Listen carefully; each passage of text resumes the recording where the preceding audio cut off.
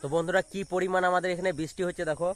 আজ সকাল সকাল আমি চলে এসেছি আর এইদিকে দেখো কি পরিমাণ বৃষ্টি হয়েছে। তো বন্যা পুকুর ভেসে দেখো কেমন বেরিয়েছে, এরকম বড় বড় মাছ বেরিয়ে নিয়েছে। ঠিক আছে, গ্লাস কাপ আমেরিকান এইসব বেরিয়ে চলে এসেছে। আদৌ দেখো এরা ধরার জন্য ওখানে দাঁড়িয়েছে, ওরা বলবে আর এখানে ধরে নেবে। ঠিক আছে, দৌড়ে নিয়ে ধরে নেবে, বেশি তো জল নয়, এখানে নিয়ে মাঠ আছে ওইদিকে, তো ওই মাঠে গিয়ে ধরে নিয়েছে। তো চলো মাঠ পরিস্থিতি একবার দেখাই পুকুরে যে কী পরিস্থিতি হয়ে গেছে। আর প্রচণ্ড পরিমাণ ঠান্ডা লেগেছে, দুদিন ধরে শুধু মাছই ধরিয়েছি। ঠিক আছে, এদের সঙ্গে তো মাছ ধরে ধরে এদের সঙ্গে সঙ্গে থেকে থেকে ঠান্ডা প্রচণ্ড লেগে গেলো। আর এদিকে দেখছি তো বাঁশ দিয়ে এখন ঘিরে দিলে ব্যাপারটা, আর বাঁশ দিয়ে ঘিরে দিয়েছে। ঠিক আছে, এই নেটের ফাঁকে এই নেট যখন দেওয়া ছিল না, এই নেটের ফাঁকে কিন্তু বড় বড় মাছগুলো বেরিয়ে গিয়েছিল। ঠিক আছে, তো চলো এইদিকে দেখো বন্যাগুলো কেমন হয়েছে, প্রচণ্ড পরিমাণ জল হয়েছে গাইজ, প্রচণ্ড পরিমাণ জল চলে এসেছে। হয়তো সব জালি নিয়ে চলে এসছে গাইজ, দেখতে পেয়েছো?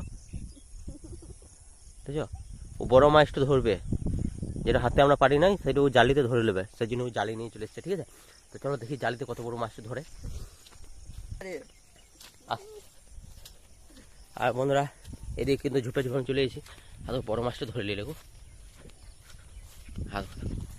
সব থেকে বড় মাছটা ধরে নিলে। মাছ ফেলে এই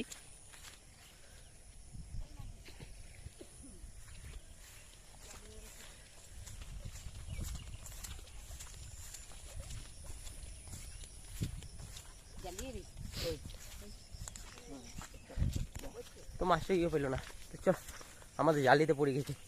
তো 10 মিনিট মুই পড়েছে নিতে লাগছে কোনখানে কোনখানে বলতো কই?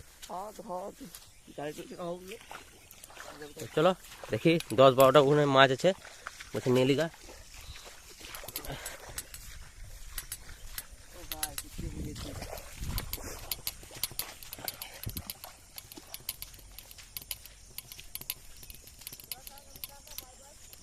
কই রে ওইখানটাতে? চলো বন্ধুরা প্লেয়ারটা দিয়েছে, দেখি কত বড় মাছ আছে বলছে।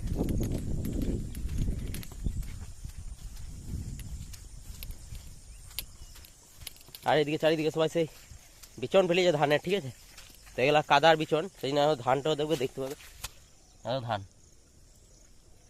সাইডে ধান আর এগুলো ধানের বিচন। তো চলো ও এখন অনেকটা দূর চলে গেলো, তাড়াতাড়ির মধ্যে যেতে হবে, তবে কিন্তু মাছটা দেখাতে পারবো, মাছটা কিন্তু দেখাতে পারবো না। কই রে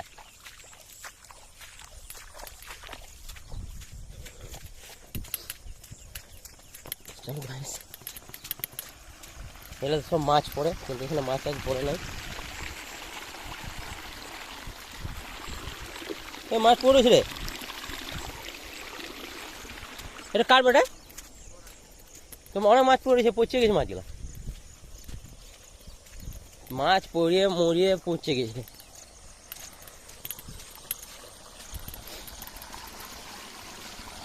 আর এই ঘুঘুর মধ্যেই কিন্তু মাছ আছে।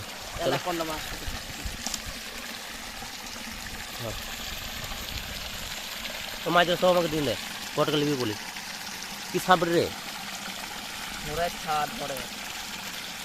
তো বন্ধুরা সাপ কোনো ঢুকে আছে, ঠিক আছে সাপ তো কিন্তু বেরোতেও পারছে না। ফুটে উঠো আস্তে আস্তে, পেছন দিকে উঠো, আয় ধরো সাপটা গাইছে,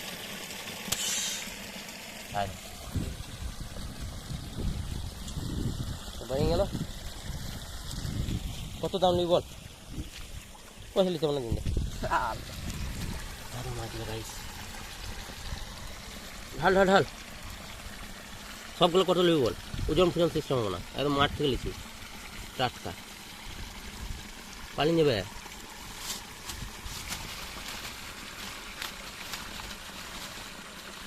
ধরে ধরে এখন পালিয়ে নেবে, পালিয়ে নিচ্ছে এ ধরে।